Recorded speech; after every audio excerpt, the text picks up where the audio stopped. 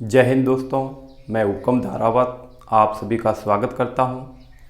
हम पढ़ रहे थे अक्षांश और देशांतर रेखाएं। इसमें हमने अक्षांश रेखाओं के बारे में पढ़ लिया था, देशांतर रेखाओं की सामान्य जानकारी ले ली थी। आज हम देशांतर रेखाएं जो होती है उनके द्वारा पूरे विश्व का समय किस तरह से निर्धारित किया गया, कोई भी देश अपना मानक समय क्यों मानता है, स्थानीय समय क्या होता है, मानक समय का निर्धारण किस तरह से किया गया है, कोई भी देश मानक समय को किस देशांतर रेखा के आधार पर मानेगा, इसका क्या नियम है, वो हम विस्तार से पढ़ेंगे। तो आप लास्ट तक इस वीडियो को देखते रहना ताकि आपको बहुत अच्छे से समझ में आ सके।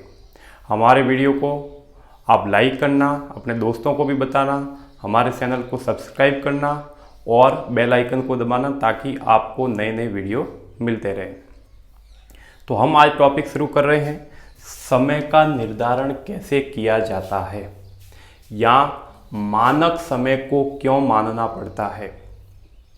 तो यहाँ पर सबसे पहले हम देखेंगे कि समय जो होता है वो समय दो प्रकार का होता है। एक समय होता है स्थानीय समय,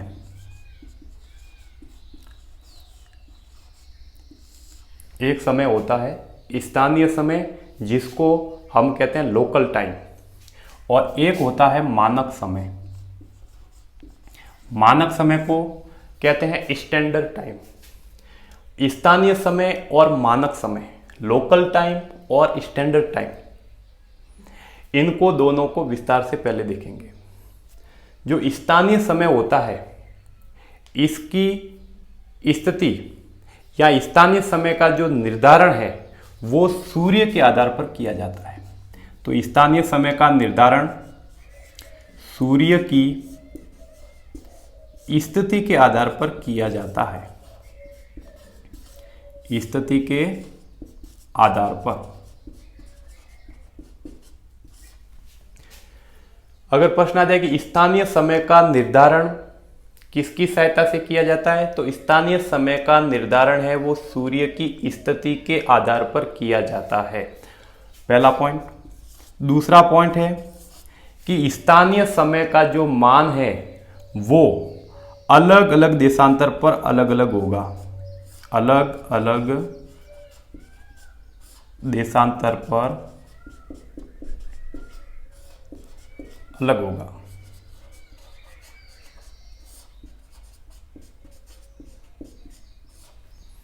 तो यहां पर स्थानीय समय के अंदर आपको दो पॉइंट याद रखने हैं। स्थानीय समय या लोकल टाइम का निर्धारण सूर्य की स्थिति के आधार पर किया जाता है। दूसरा, अलग अलग देशांतर रेखा पर समय का जो मान होगा वो अलग अलग होगा। तो ये दो पॉइंट आपको ध्यान रखना है। अब जैसे इसको एग्जाम्पल के तौर पे लें तो आप सभी को पता है कि हमारी पृथ्वी क्या है, गोल है। पृथ्वी के ऊपर देशांतर रेखाएं हैं इस टाइप की, जो मैंने आपको देशांतर रेखाओं वाला जो वीडियो है उसके अंदर बहुत अच्छे से समझाया हुआ है। ये इस टाइप की देशांतर रेखा है। ये भी मैंने आपको बताया था कि हमारी जो पृथ्वी है वो पश्चिम दिशा से पूर्व दिशा में घूर्णन करती है। हमारी जो पृथ्वी है वो पश्चिम दिशा से पूर्व दिशा में ऐसे घूमती है हमारी पृथ्वी। अब हमारी जो पृथ्वी ऐसे घूमती है अपनी जगह पे, ऐसे घूर्णन करती है, तो सूर्य के सामने जो सबसे पहले भाग आएगा वो पूर्वी भाग आएगा। जैसे यहाँ पर सूर्य है, ये सूर्य है, तो सूर्य की जो किरणें हैं, हमारी पृथ्वी पश्चिम से पूर्व की ओर घूम रही है, तो सूर्य के सामने सबसे पहले पृथ्वी का पूर्वी भाग आएगा, और पूर्वी भाग में जो सबसे पहले देशांतर सूर्य के सामने आएगा, यहाँ पर सूर्योदय होगा। उसके बाद में पृथ्वी घूमती रहेगी तो ये वाला देशांतर रेखा सामने आएगी, तो यहाँ पर सूर्योदय होगा। फिर ये देशांतर रेखा सामने आएगी तो यहाँ पर सूर्योदय होगा। जैसे ये पृथ्वी घूमती रहेगी ऐसे अलग अलग देशांतरों पर या अलग अलग देशांतर रेखाओं पर सूर्योदय होता रहेगा। तो ये तो क्या है, स्थानीय समय है, जो अलग अलग देशांतर रेखा पर अलग अलग होता है।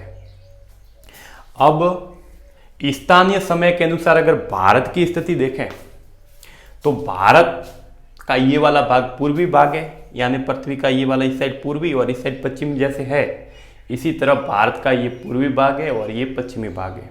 तो पृथ्वी जब घूमेगी तो भारत का ये वाला भाग सूर्य के सामने पहले जाएगा, इसीलिए यहाँ पर सूर्योदय क्या होगा, पहले होगा। तो भारत के पूर्वी भाग में सूर्योदय होगा पहले। अब भारत के पूर्वी भाग में सूर्योदय पहले होगा और भारत में अगर स्थानीय समय के अनुसार देखें तो सबसे पहले जो सूर्योदय होता है वो होता है, यहाँ पर एक राज्य है जिसका नाम है अरुणाचल प्रदेश। अरुणाचल प्रदेश। तो भारत के पूर्व में राज्य है अरुणाचल प्रदेश। यहाँ पर भारत में सबसे पहले सूर्योदय होता है और अरुणाचल प्रदेश में जगह है कीबीथू या फिर वेलांग।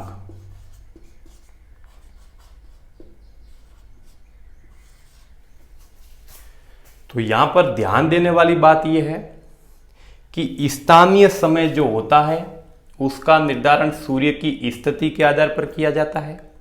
जैसे ही सूर्य जिस देशांतर रेखा पर पहले उसका प्रकाश आएगा वहां सूर्योदय होगा, और स्थानीय समय का मान है वो अलग अलग देशांतर पर अलग अलग होगा। पृथ्वी है वो पश्चिम से पूर्व की ओर घूमती है, ऐसे घूर्णन करती है। तो सूर्य के सामने जो पहले देशांतर पूर्व वाला आएगा वहां पे सूर्योदय पहले होगा, फिर बाद में जो आएगा देशांतर घूम के सामने वहां पर सूर्योदय बाद में होगा। इसीलिए भारत का जो ये पूर्वी भाग है ये सूर्य के सामने पहले आता है। इसीलिए भारत के अंदर अरुणाचल प्रदेश जो राज्य है उसमें कीबीथू या वेलांग ये जो जगह है यहाँ पे सबसे पहले सूर्योदय होता है। फिर पृथ्वी ऐसे घूमती रहेगी तो भारत का ये वाला जो पश्चिम वाला भाग है ये लगभग 2 घंटे के बाद में सूर्य के सामने आता है। और यहाँ पर एक राज्य है गुजरात। गुजरात के अंदर जगह है सर क्रीक।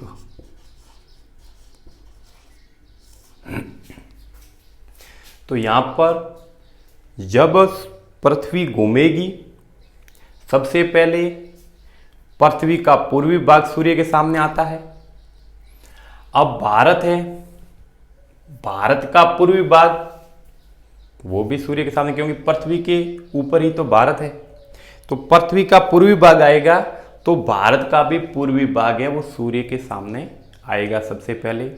इसीलिए सबसे पहले सूर्योदय है वो भारत की अगर बात करें तो भारत में सबसे पहले सूर्योदय होता है अरुणाचल प्रदेश, और वहाँ पर जगह का नाम है कीबीथू या वेलांग। यहाँ पर सबसे पहले सूर्योदय होता है।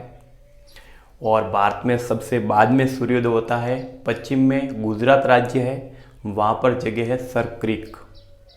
तो अगर प्रश्न आता है कि भारत में सबसे पहले सूर्योदय कौन से राज्य में होता है, अरुणाचल प्रदेश में। भारत में सबसे बाद में सूर्योदय कौन से राज्य में होता है, गुजरात में।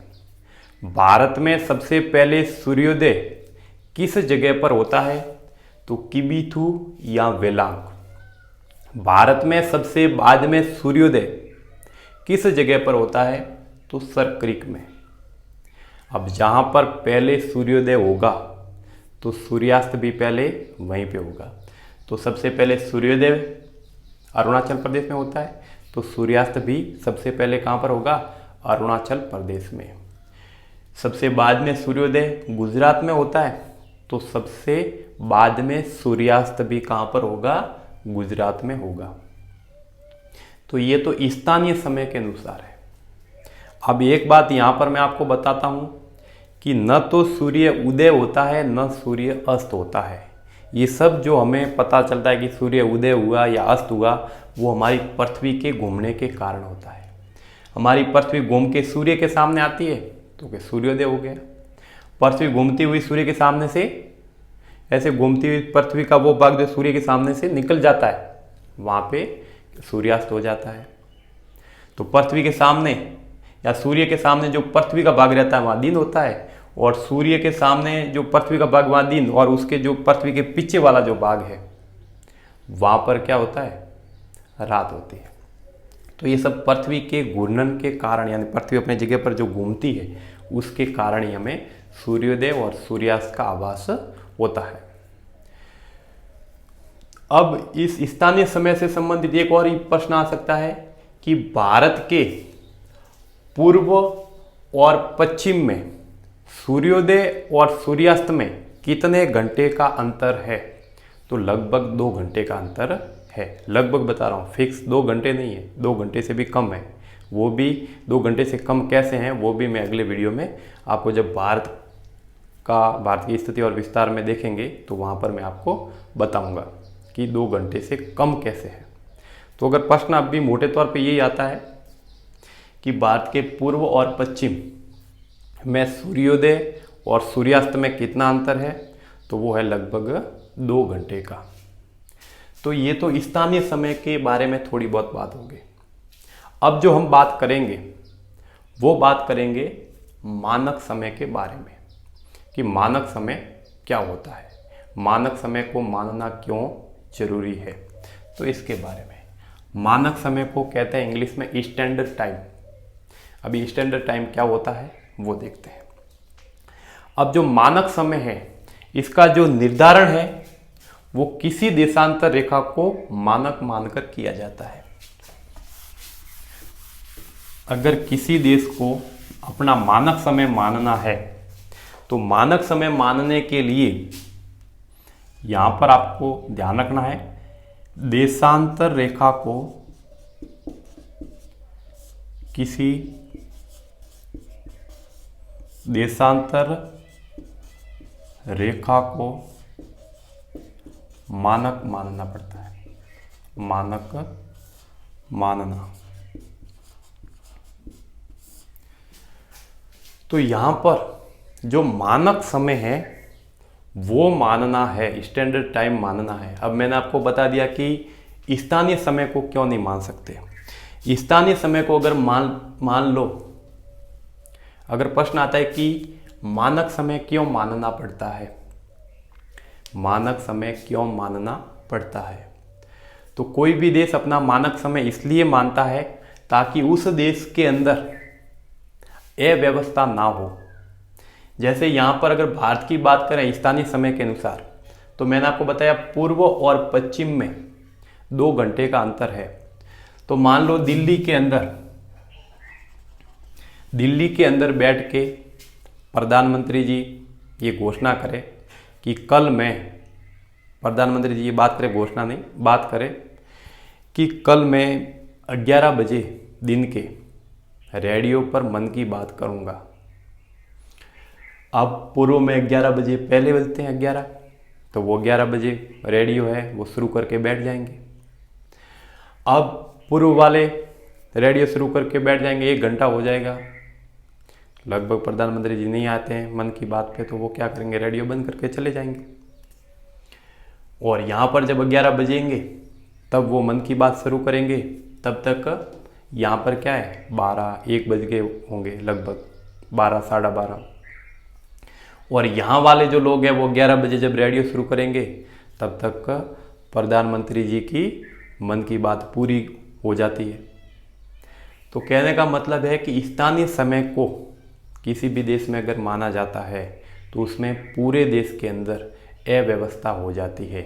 इसीलिए किसी भी देश को अपना मानक समय मानना पड़ता है, और मानक समय किसी एक देशांतर रेखा के अनुसार मान लिया जाता है। तो मानक समय है वो किसी देशांतर रेखा को, जैसे ये भारत है तो भारत के अंदर एक देशांतर रेखा है, 82.5 डिग्री।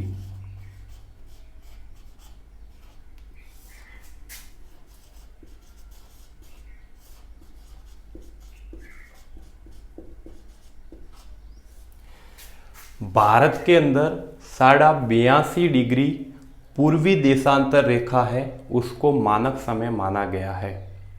अब इसको इस 82.5 डिग्री को ही क्यों माना गया है उसको हम आगे देखेंगे कि ये 82.5 डिग्री ही क्यों, इसकी जगह 80 डिग्री 90 डिग्री क्यों नहीं माना गया। तो ये जो 82.5 डिग्री पूर्वी देशांतर रेखा है, इस देशांतर रेखा को भारत ने अपना मानक समय रेखा इसको माना है। तो अगर प्रश्न आता है कि भारत की मानक समय रेखा कौन सी है, 82.5 डिग्री पूर्वी देशांतर। अब ये इस रेखा पर, इस देशांतर रेखा पर जब भी सूर्य की किरणें सबसे पहले आएगी तो ये माना जाएगा कि भारत में क्या हो गया, सूर्योदय हो गया। और इस रेखा पर जब सूर्यास्त हो जाएगा तो ये माना जाएगा कि भारत में क्या हो गया, सूर्यास्त हो गया। तो इस रेखा के अनुसार ही 82.5 डिग्री पूर्वी देशांतर रेखा के अनुसार ही पूरे भारत का समय निर्धारित किया गया है। इसलिए इसको 82.5 डिग्री पूर्वी देशांतर रेखा को भारत की मानक समय रेखा माना गया है। अब ये कौन से राज्यों से होकर गुजरती है, क्या है, वो भारत की स्थिति और विस्तार के अंदर हम विस्तार से देखेंगे। तो यहाँ पर आपको ये ध्यान रखना है कि मानक समय जो है वो किसी देशांतर रेखा को मानक मानकर निर्धारित किया जाता है। जैसे भारत ने 82.5 डिग्री पूर्वी देशांतर रेखा को अपनी मानक समय रेखा माना, ऐसे ही कोई भी देश अपनी मानक समय रेखा मान सकता है, पर उसका भी एक नियम है कि किस रेखा को ही मानक समय रेखा मान सकता है। तो उसको हम अभी इस वीडियो में देखेंगे।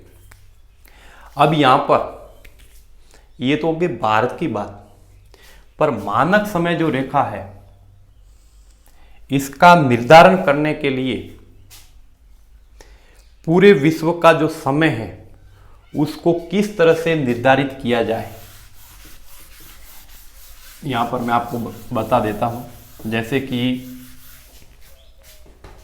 यहां पर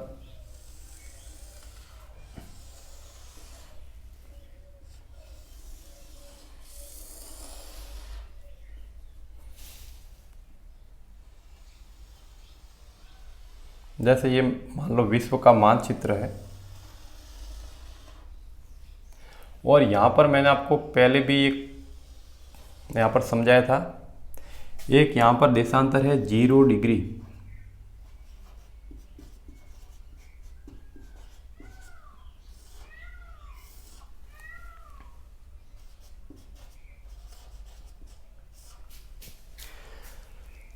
पूरा जो विश्व है, अगर ग्लोब जो है पृथ्वी का प्रतिरूप, उसको अगर ऐसे समतल भाग में ले लिया जाए तो इस टाइप का मानचित्र हमें देखने को मिलता है। और इस मानचित्र के उत्तर और दक्षिण में बीचों बीच में एक लाइन खींची गई है जिसको हम कहते हैं 0 डिग्री देशांतर रेखा। और 0 डिग्री देशांतर रेखा के इस साइड वाले जो देशांतर है उनको कहते हैं पूर्वी देशांतर। 0 डिग्री देशांतर रेखा के पूर्व दिशा में जो देशांतर है उनको पूर्वी देशांतर कहते हैं, और 0 डिग्री देशांतर रेखा के पश्चिम दिशा में जो देशांतर है उनको पश्चिमी देशांतर कहते हैं। ये हो गए पश्चिमी देशांतर। अब पूरे विश्व का समय का निर्धारण कैसे किया जाए, जिस तरह से मैंने आपको बताया कि भारत ने अपनी एक देशांतर रेखा को माना अपनी मानक समय रेखा, और कहा कि इस रेखा पर जब भी सूर्योदय या सूर्यास्त होगा उसी आधार पर पूरे भारत का समय का निर्धारण किया जाएगा। तो ये तो होगी भारत की बात। पूरे विश्व का जो समय है उसका निर्धारण कौन सी रेखा के अनुसार किया गया, तो वो है 0 डिग्री देशांतर रेखा। ये 0 डिग्री देशांतर रेखा ही है जिसके आधार पर पूरे विश्व का या पूरे विश्व के मानक समय का निर्धारण किया गया। इसीलिए इस 0 डिग्री देशांतर रेखा को अंतर्राष्ट्रीय समय रेखा कहते हैं।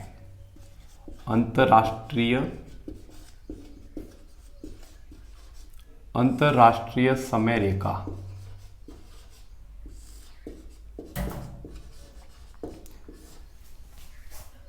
जीरो डिग्री देशांतर रेखा के अनुसार ही पूरे विश्व का समय निर्धारित किया गया।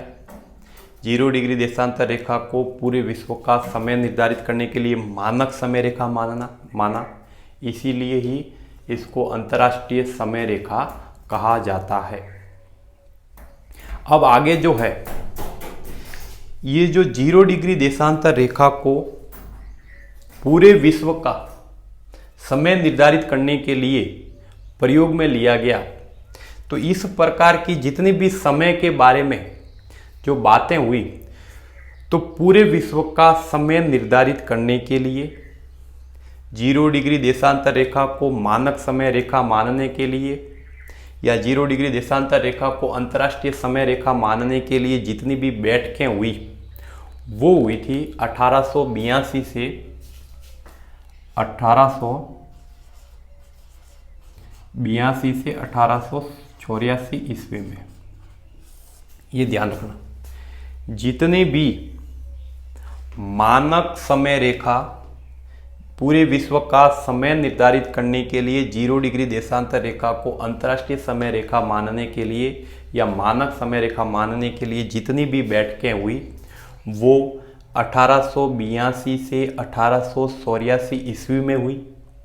और इसी 2 सालों के अंदर पूरे विश्व का समय का निर्धारण किया गया, अंतर्राष्ट्रीय तिथि रेखा का निर्धारण किया गया और ये अंतर्राष्ट्रीय समय रेखा का निर्धारण किया गया। पूरे विश्व में कौन सी रेखा पर किस देश, कोई भी देश है, वो कब कौन सी देशांतर रेखा को अपना मानक समय रेखा मानेगा, इसके बारे में जितने भी नियम थे समय के बारे में, वो सब 1882 से 1884 ईस्वी में निर्धारित किए गए।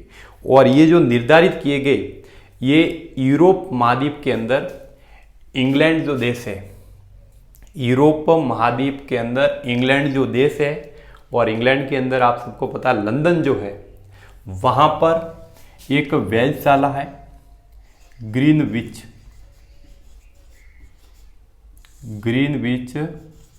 वेधशाला या प्रयोगशाला कह सकते हैं। तो अगर प्रश्न आता है कि पूरे विश्व के समय का निर्धारण कहाँ पर बैठ के किया गया, ग्रीनविच वेधशाला में बैठ के किया गया। ये ग्रीनविच प्रयोगशाला कहाँ पर है, तो ये लंदन में है। लंदन कहाँ पर है, इंग्लैंड में है। और इंग्लैंड कहाँ पर है, यूरोप महाद्वीप में है। और ये ग्रीनविच वेधशाला के जस्ट ऊपर से ही ये 0 डिग्री देशांतर रेखा ये गुजरती है, इसीलिए 0 डिग्री देशांतर रेखा को ग्रीनविच रेखा भी कहते हैं। अब जो आगे है कि जो 0 डिग्री देशांतर रेखा है, अगर प्रश्न आता है कि 0 डिग्री देशांतर रेखा कौन कौन से महाद्वीपों से होकर गुजरती है, तो ये एक तो आ गया महाद्वीप यूरोप, दूसरा आ गया अफ्रीका और तीसरा आ गया अंटार्कटिका। अगर प्रश्न आ जाता है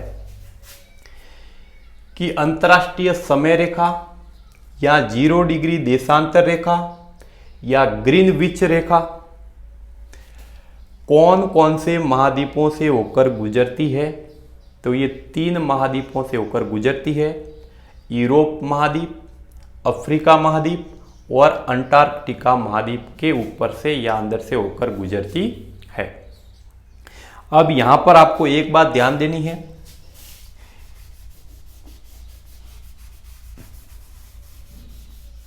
ये प्रश्न आप याद कर लेना कि कौन कौन से महाद्वीपों से होकर गुजरती है। अब मैं यहां पर आपको, मैंने देशांतर रेखाओं का जो परिचय था उसके अंदर मैंने आपको बताया था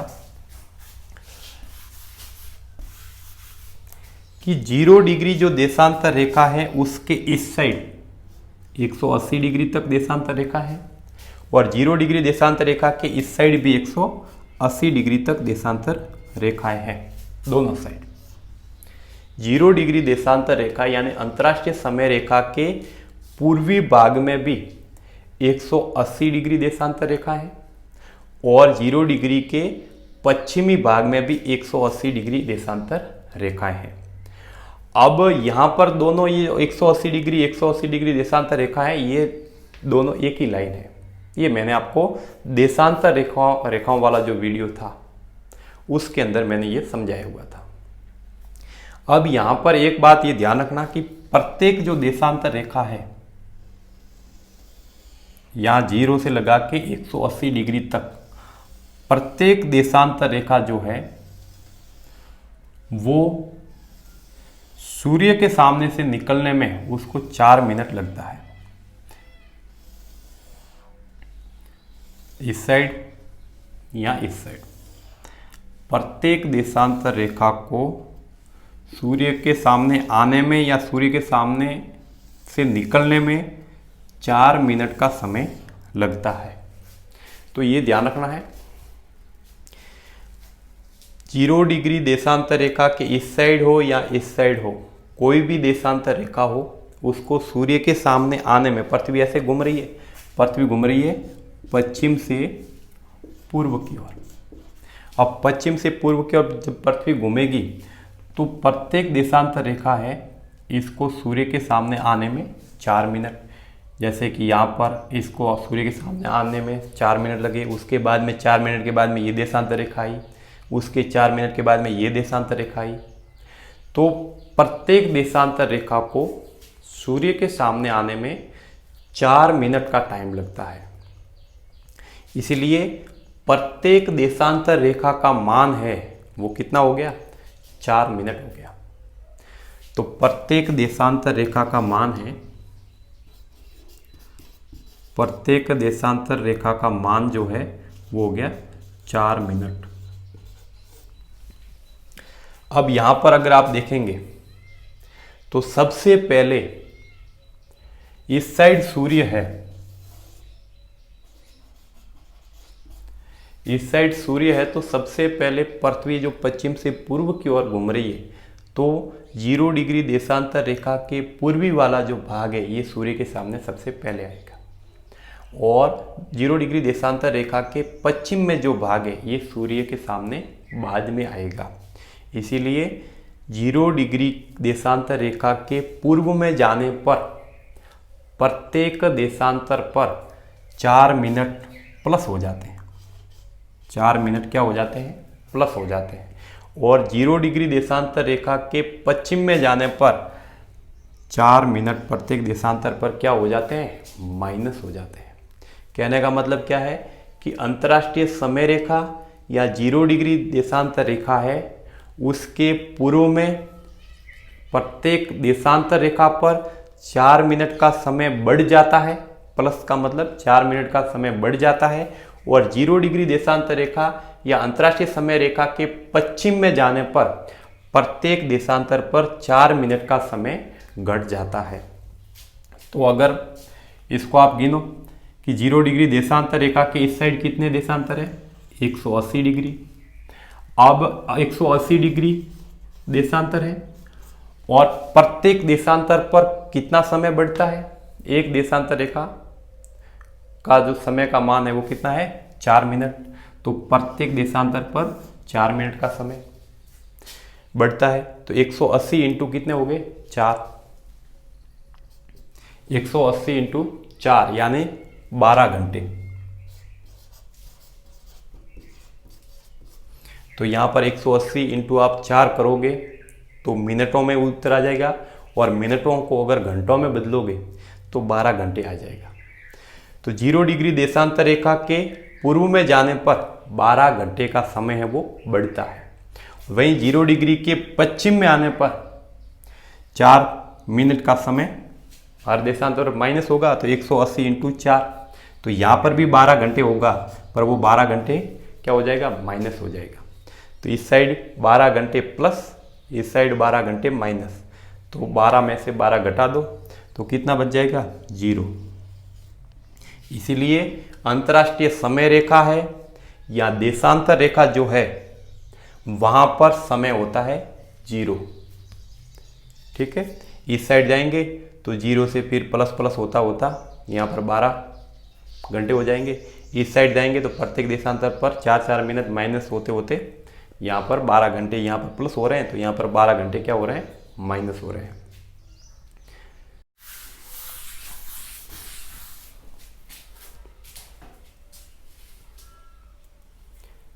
पृथ्वी जो है वो अपनी जगह पर एक बार जो घूमती है, या पृथ्वी जो है वो अपनी जगह पर जो घूमती है उसको कहते हैं घूर्णन।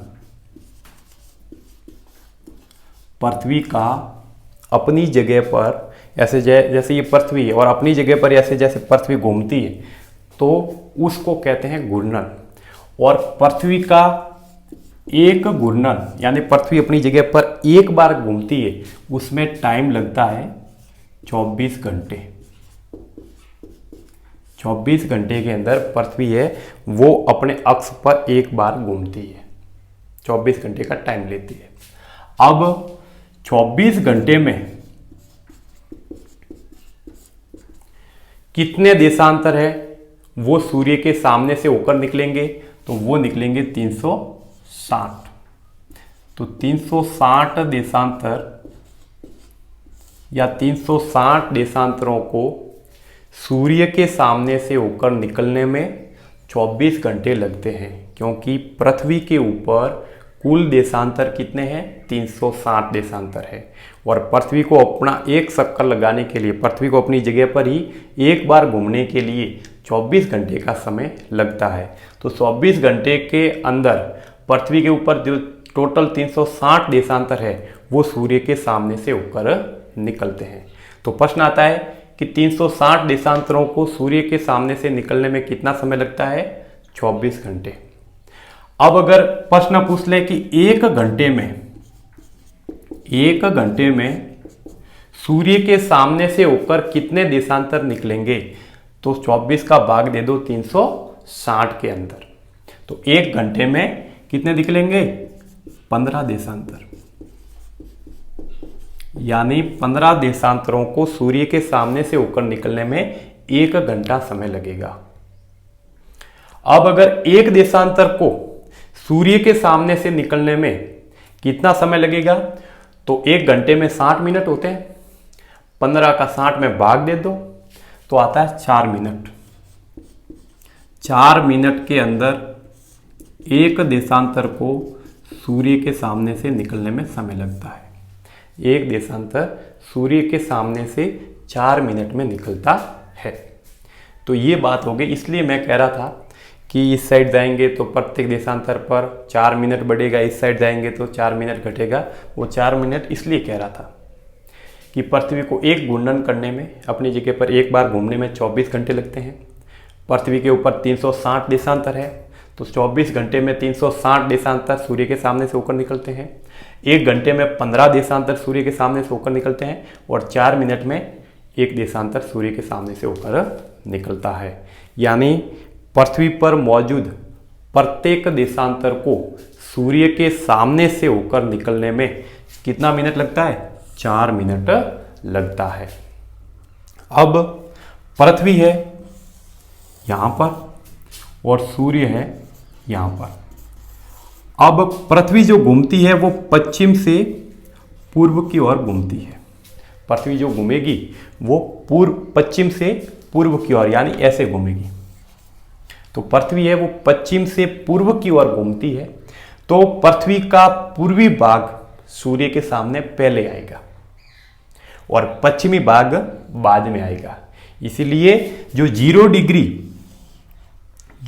डिग्री देशांतर रेखा है, तो 0 डिग्री देशांतर रेखा के पूर्व में प्रत्येक देशांतर रेखा पर 4 मिनट का समय बढ़ता रहता है और 0 डिग्री देशांतर रेखा के पश्चिम में 4 मिनट का समय घटता रहता है प्रत्येक देशांतर पर, क्योंकि पृथ्वी है वो पश्चिम से पूर्व की ओर घूमती है और सूर्य के सामने पहले भाग पृथ्वी का पूर्वी भाग आता है, इसलिए 0 डिग्री देशांतर के पूर्वी भाग में समय बढ़ेगा 4 मिनट प्रत्येक देशांतर पर, और 0 डिग्री देशांतर रेखा के पश्चिम में 4 मिनट का समय घटेगा प्रत्येक देशांतर पर।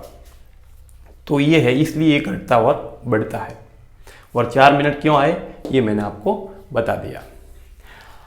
अब आगे जो बात करते हैं हम कि देश, अलग अलग जो देश है वो अपना मानक समय कैसे निर्धारित करते हैं। तो मानक समय का निर्धारण करने के लिए एक नियम बनाया हुआ है। पहले यहाँ पर मैं विश्व का एक मानचित्र टाइप एक फॉर्मूला बना देता हूँ। मान लो ये विश्व का मानचित्र है।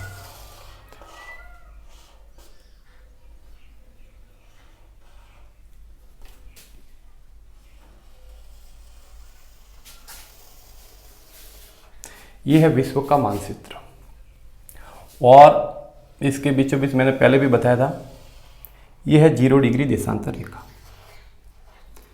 यह है 0 डिग्री देशांतर रेखा, जिसको कहते हैं अंतर्राष्ट्रीय समय रेखा। अंतर्राष्ट्रीय समय रेखा। अंतर्राष्ट्रीय समय रेखा 0 डिग्री देशांतर रेखा को कहते हैं। और 0 डिग्री देशांतर रेखा के इस साइड वाले जो देशांतर है, पूर्वी देशांतर। 0 डिग्री देशांतर रेखा, जिसको अंतर्राष्ट्रीय समय रेखा कहते हैं, इसके पूर्व दिशा के देशांतर पूर्वी देशांतर, और 0 डिग्री देशांतर रेखा के पश्चिम के देशांतर पश्चिमी देशांतर कहलाते हैं। तो ये हो गए पश्चिमी देशांतर। अब 0 डिग्री के इस साइड वाले पूर्वी देशांतर, इस साइड वाले पश्चिमी देशांतर। अब एक नियम बनाया, वहां ग्रीनविच वेधशाला में बैठ के उन वैज्ञानिकों ने समय का निर्धारण करने के लिए नियम बनाया कि कोई भी देश किस देशांतर रेखा को ही अपना मानक समय मानेगा। अब देशांतर रेखा तो बहुत ज्यादा है, इस साइड भी 180 डिग्री है, इस साइड भी 180 डिग्री है, इस साइड भी 180 डिग्री है। तो 0 से 180 डिग्री इस साइड, 0 से 180 डिग्री इस साइड, इसमें से कौन सी देशांतर रेखा को कोई भी देश अपना मानक समय माने। इसके लिए एक फॉर्मूला बनाया, एक नियम बनाया कि प्रत्येक 7.5 डिग्री देशांतर, प्रत्येक 0 डिग्री के इस साइड भी, जैसे ये मैं देशांतर रेखा ऐसे बना देता हूं, एक,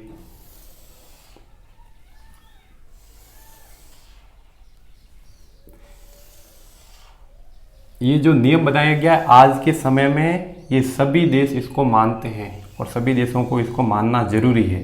अगर इसको नहीं मानते हैं तो पूरे विश्व का टाइम है वो गड़बड़ हो जाता है। इसलिए पूरे विश्व के सभी देशों को ये नियम मानना पड़ता है। ये नियम क्या है वो मैं आपको बता देता हूँ। नियम ये बनाया गया कि प्रत्येक 0 डिग्री से लगा के प्रत्येक 7.5 देशांतर को विश्व के देशों के द्वारा अपना मानक समय निर्धारित किया जा सकता है। जैसे ये 0 डिग्री, इसके पास वाली 0 डिग्री से लगा के 7.5 देशांतर जो आगे आती है उसको, फिर आगे 7.5 और कितने डिग्री हो गए, 15 डिग्री। अब 15 डिग्री के और भी आप आगे जाओगे तो 22.5 डिग्री, फिर 30 डिग्री, फिर 37.5 डिग्री। इस तरह ये नियम बनाया गया कि 0 डिग्री देशांतर रेखा के पूर्व की साइड में या 0 डिग्री देशांतर रेखा के पश्चिम की साइड में 7.5 डिग्री के क्रम में जो देशांतर रेखा आएगी उसको ही कोई भी देश अपनी मानक समय रेखा मान सकता है। इसके अलावा कोई भी मानक समय रेखा नहीं मानी जा सकती। तो आप विश्व का कोई भी देश देख लो, उसकी हमेशा मानक समय रेखा जो होगी वो 7.5 डिग्री के क्रम में ही होगी। 7.5 डिग्री 0 डिग्री हो सकती है, 7.5 डिग्री हो सकती है, फिर 7.5 और जोड़ दो तो 15 डिग्री हो सकती है, फिर 22.5 डिग्री हो सकती है, 30 डिग्री हो सकती है, 37.5 डिग्री हो सकती है, 45 डिग्री हो सकती है, या फिर 52.5 डिग्री हो सकती है, 60 डिग्री हो सकती है, 67.5 डिग्री हो सकती है, 75 डिग्री हो सकती है, 82.5 डिग्री हो सकती है, 90 डिग्री हो सकती है। ऐसे करते करते 180 डिग्री तक हो सकता है। तो कुल मिला के बात ये मानी गई कि कोई भी देश अपना मानक समय जब भी निर्धारित करे तो उसको 7.5 के क्रम में पूर्व की दिशा में हो या भले ही पश्चिम दिशा में हो, 7.5 के क्रम में जो भी देशांतर रेखा उस देश से होकर निकलती है उसको अपना मानक समय निर्धारित करे। और ये सभी देशों को मानना जरूरी है। ऐसा नहीं कि कोई देश मनमानी करेगा मैं इसको नहीं मानूंगा, तो ये सभी देशों को मानना जरूरी है। और इसलिए भारत की मानक समय रेखा कौन सी है? 82.5 डिग्री पूर्वी देशांतर। तो इसको अगर मैं इस साइड बड़ा कर दूं तो यहाँ पर आप देखेंगे जैसे यहाँ पर ये कितने डिग्री तक आ गया था, ये आ गया था अपने 37.5 डिग्री। ठीक है, फिर 37.5 को आप जोड़ लो, 37.5 के 45 डिग्री, फिर 52.5 डिग्री। ऐसे करते करते आप जैसे आगे जाओगे तो 60 डिग्री, 67.5 डिग्री, फिर 75 डिग्री, ऐसे ही आगे बढ़ता जाएगा। और भारत की जो मानक समय रेखा है वो है 82.5 डिग्री। तो यहाँ पर ये बात आपको समझ में आ गई होगी कि कोई भी देश अपना मानक समय रेखा जब भी निर्धारित करे तो उसको 7.5 के क्रम में, भले पूर्वी देशांतर में हो या 0 डिग्री के पश्चिमी देशांतर में हो, 7.5 के क्रम में जो देशांतर रेखा होगी उसको ही अपना मानक समय निर्धारित करना पड़ेगा। और ये सभी देशों को मानना जरूरी है। इसीलिए भारत ने भी 7.5 के क्रम में 82.5 डिग्री जो पूर्वी देशांतर रेखा आई उसको अपना मानक समय रेखा माना। अब यहाँ पर यह बात आती है कि भारत के अंदर 7.5 के क्रम में, 7.5 डिग्री के क्रम में हमारे पास में 3 देशांतर रेखाएं आती है। 7.5 डिग्री के क्रम में भारत के पास में 3 देशांतर रेखाएं आती है, उसको हम देखते हैं।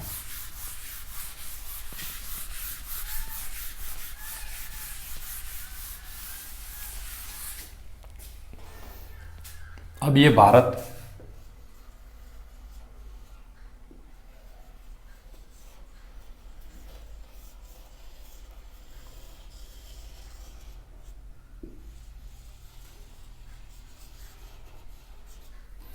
ये मान लो भारत है। अब भारत के पास में 7.5 के क्रम में 3 देशांतर रेखाएं आती है। एक तो आती है 75 डिग्री की, एक आती है 82.5 डिग्री की, और एक आती है 90 डिग्री की। अब यहां पर यह प्रश्न उठता है कि नियम यह है कि 0 डिग्री से पूर्वी या पश्चिम में 7.5 के क्रम में जो भी देशांतर रेखा होगी उसको कोई भी देश अपनी मानक समय रेखा मान सकता है। पर मान लो कोई ऐसा देश है भारत जैसा जिसके पास 7.5 के क्रम में 3 देशांतर रेखाएं आ रही है, 75 डिग्री, 82.5 डिग्री और 90 डिग्री। तो इसमें एक नियम है कि जब भी कोई देश अपनी मानक समय रेखा माने तो जो बीचों बीच मानक समय रेखा होती है उसको मानना चाहिए। अब भारत के बीचों बीच में कौन सी है? 82.5 डिग्री। अगर कोई देश अपने बीचों बीच वाली मानक समय रेखा को नहीं मानता है तो उस देश के अंदर टाइम में अव्यवस्था हो जाती है। इसलिए भारत ने 75 डिग्री को भी नहीं माना, 90 डिग्री को भी नहीं माना, क्योंकि ये दोनों एक एक साइड में। और भारत के बीचों बीच में कौन सी है? 82.5 डिग्री पूर्वी देशांतर रेखा। इसलिए भारत ने अपनी मानक समय रेखा 82.5 डिग्री पूर्वी देशांतर को माना है। अब ये 82.5 डिग्री जो पूर्वी देशांतर रेखा है यही मानक समय रेखा श्रीलंका की भी है। श्रीलंका, अगर प्रश्न आता है कि 82.5 डिग्री पूर्वी देशांतर रेखा भारत की मानक समय रेखा है, साथ में ये और किस देश की मानक समय रेखा है, तो श्रीलंका की भी है। तो श्रीलंका का समय और भारत का समय इस 82.5 डिग्री पूर्वी देशांतर रेखा के द्वारा निर्धारित किया गया है। अब ये तो हो गई इसकी बात। अब मान लो कोई बहुत बड़ा देश है, बहुत बड़ा, जैसे यहाँ पर अगर वापस मैं इसको बनाऊं तो मान लो कोई इतना बड़ा देश है जिसका देशांतरी विस्तार बहुत ज़्यादा है। जैसे ये हो गई 0 डिग्री, ये 7.5 degree, 15 degree, 22.5 degree, 30 degree, 37.5 degree. अब मान लो कोई ऐसा देश है जिसका देशांतरी विस्तार ज़्यादा है। देशांतरी विस्तार का मतलब ये ऐसे चौड़ा ज़्यादा है। देशांतरी विस्तार का मतलब क्या है, चौड़ा ज़्यादा है। देशांतरी विस्तार में इस टाइप पूर्व और पश्चिम में इसकी चौड़ाई ज़्यादा हो सकती है, और अक्षांशीय विस्तार का मतलब होता है उत्तर दक्षिण में इसकी ज़्यादा, इसको अक्षांशीय विस्तार बोलते हैं। तो कोई भी देश तो अक्षांशीय विस्तार में बहुत ज़्यादा बड़ा है, ऐसे उत्तर दक्षिण में बहुत ज़्यादा फैला हुआ है, तो उसका एक देशांतर रेखा को मान लो तो कोई ज़्यादा फर्क नहीं पड़ेगा। परंतु जो देश देशांतरी विस्तार में बहुत ज़्यादा है, पूर्व पश्चिम में ज़्यादा फैला हुआ है, तो उस देश के लिए ऐसा नियम है कि अगर कोई देश देशांतरीय विस्तार में ज़्यादा फैला हुआ है, यानी पूर्व पश्चिम में ज़्यादा फैला हुआ है, और उसके अंदर से बहुत ज़्यादा देशांतर रेखाएं जा रही है, तो उसको एक से ज़्यादा मानक समय रेखा मानने का अधिकार है। यानी वो एक मानक समय, जैसे भारत ने एक मानक समय रेखा माना, उसकी जगह वो 3, 4 या उससे ज़्यादा भी मानक समय रेखा मान सकता है, ये उसको अधिकार है। अब मान लो इसकी जगह कोई छोटा देश है, बहुत छोटा है, और उसके अंदर जैसे ये यहाँ पर कोई देश है,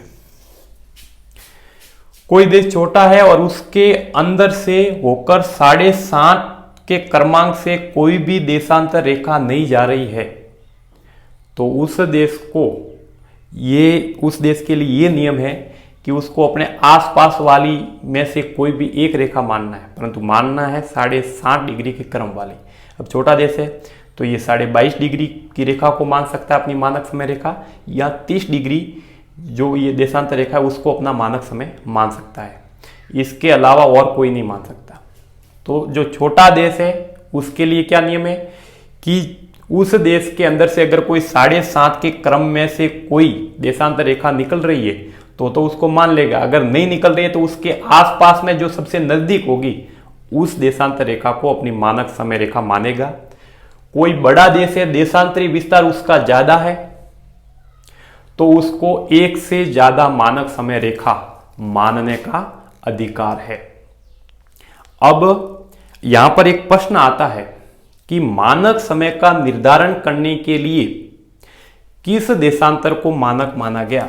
यहां पर एक प्रश्न है कि मानक समय रेखा का निर्धारण करने के लिए किस देशांतर को मानक माना गया, तो वो है, उत्तर इसका है प्रत्येक 7.5 डिग्री को, प्रत्येक 7.5 डिग्री को।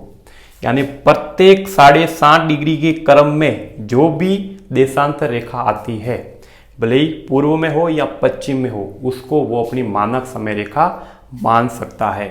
छोटा देश है तो मैंने आपको बता दिया, और देशांतरी विस्तार वाला बड़ा देश है, पूर्व पश्चिम में फैला हुआ था, उसके लिए ये नियम है। अब 2 प्रश्न सॉल्व कर देते हैं ताकि हमें ये समय के बारे में जो भी कंफ्यूजन है, ऐसे ये प्रश्न आते रहते हैं। आईएएस एग्जाम के अंदर देखो, आरएएस एग्जाम या हर किसी एग्जाम के अंदर इस प्रकार के प्रश्न आते रहते हैं। स्टेट पीसीएस के अंदर, छोटे एग्जाम के अंदर और बड़े एग्जाम के अंदर इस प्रकार के प्रश्न आते रहते हैं। अगर पहला प्रश्न ये है कि अगर GMT Greenwich mean time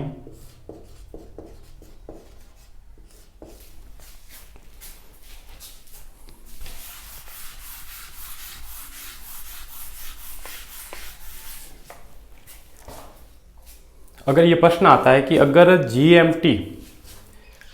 GMT Greenwich mean time पर 5 AM है, 5 AM बजे है, तो भारत में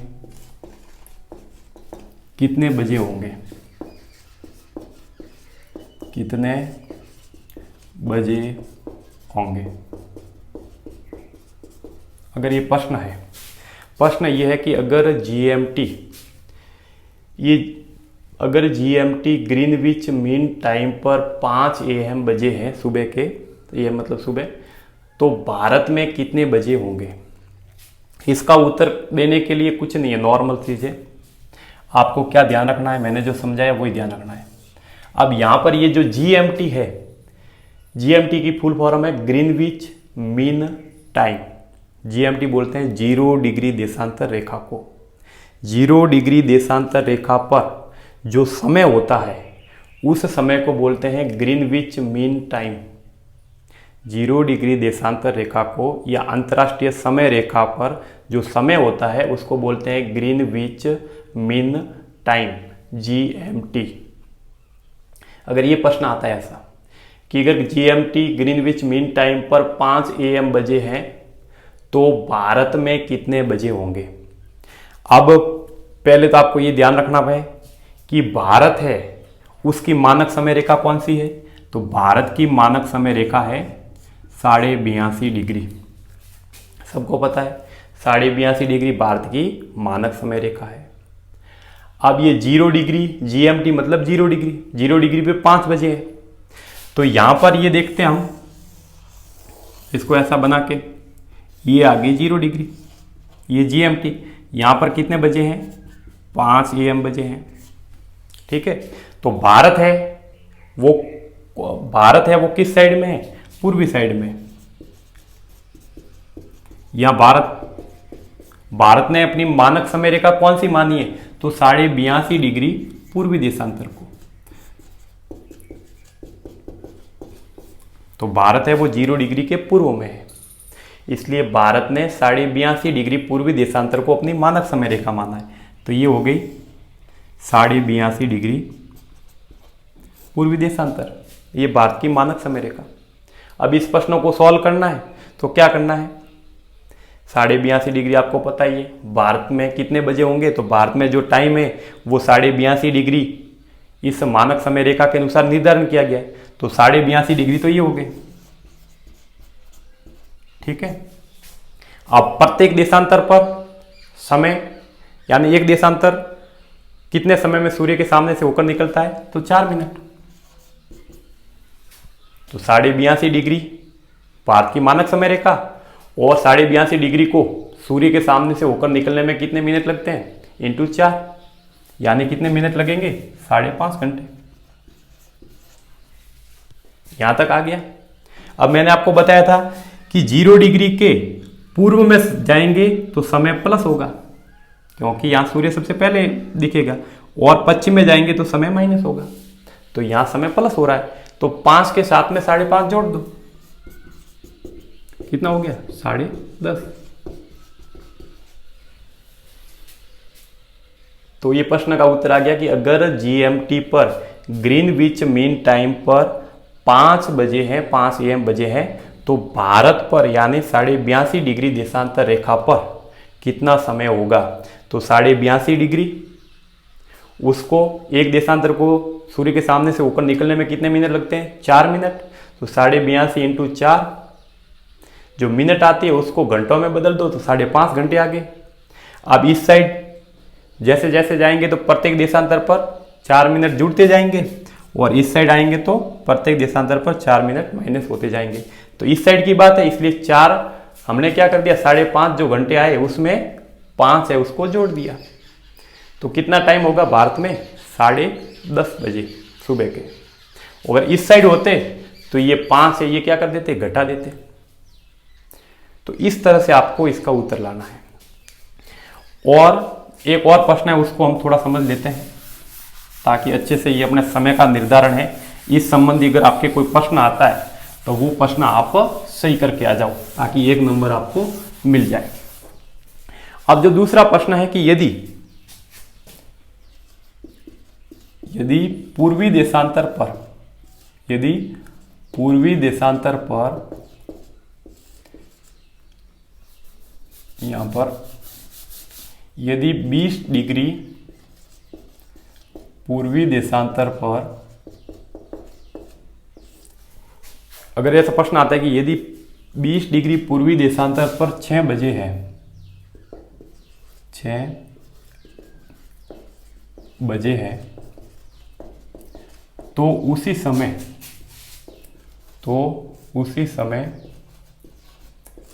60 डिग्री पूर्वी देशांतर पर, 60 डिग्री पूर्वी देशांतर पर कितने बजे होंगे?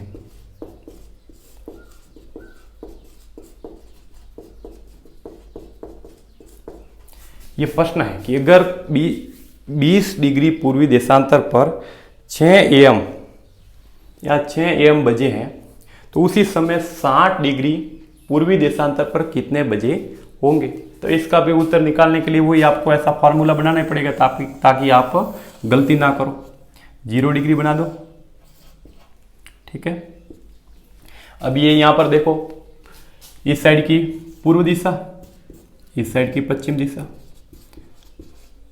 अब आप देखो यहां पर बात किसकी की जा रही है, पूर्वी देशांतर। ये 60 डिग्री भी कौन सा है, पूर्वी देशांतर, यानी 0 डिग्री के इस साइड वाला भाग।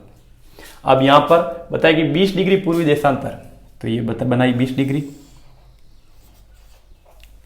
20 डिग्री पूर्वी देशांतर पर कितने बजे, 6 बजे हैं। उसी समय 60 डिग्री पूर्वी देशांतर, तो ये बनाई 60 डिग्री पूर्वी देशांतर पर कितने बजे होंगे, तो नॉर्मल है। अब देखो 20 और 60 के बीच में अंतर कितना है, कितने देशांतरों का अंतर है, 40 देशांतरों का। 20 डिग्री देशांतर रेखा और 60 डिग्री देशांतर रेखा के बीच में 40 देशांतर का क्या है, अंतर है। तो बस वही है, 40 देशांतर। एक देशांतर पर कितना समय लगता है, 4 मिनट का। एक देशांतर को सूर्य के सामने से होकर निकलने में कितना समय लगता है, 4 मिनट का। 40 × 4 160 मिनट। 160 मिनट को अगर घंटों में बदलते हैं तो 2 घंटे 40 मिनट। कितने आगे, 2 घंटे 40 मिनट। अब मैंने आपको बताया 0 डिग्री के इस साइड जाएंगे, समय बढ़ता है प्रत्येक देशांतर पर 4 मिनट का। इस साइड जाएंगे पश्चिम में, तो प्रत्येक देशांतर पर 4 मिनट का समय माइनस होता है। तो अब ये 20 डिग्री पर 6 बजे, तो 6 के साथ में ये जोड़ दो। 6 के साथ में ये क्या कर दिए, जोड़ दिए। 6 और 2 घंटे कितने हो गए, 8 घंटे और 40 मिनट। तो 8 घंटे 40 मिनट का समय हो गया, कितने पे, 60 डिग्री पे। ऐसे उत्तर निकल जाता है। तो ये आप भी प्रैक्टिस करना और आराम से इसको समझना। इस टाइप के प्रश्न परीक्षा में बहुत ज़्यादा आते हैं। आपने इतना समय दिया, इसके लिए बहुत बहुत धन्यवाद। और इसको आप आराम से घर पे बैठ के इस वीडियो को आराम से पूरा देखना और पूरा देख के एक बार समझ में नहीं आए तो दोबारा देखना। और ऐसा कोई डाउट है तो आप कमेंट में भी मुझे पूछ सकते हैं, तो मैं आपको बता सकता हूँ कि ये इसको कैसे निकालना है। धन्यवाद।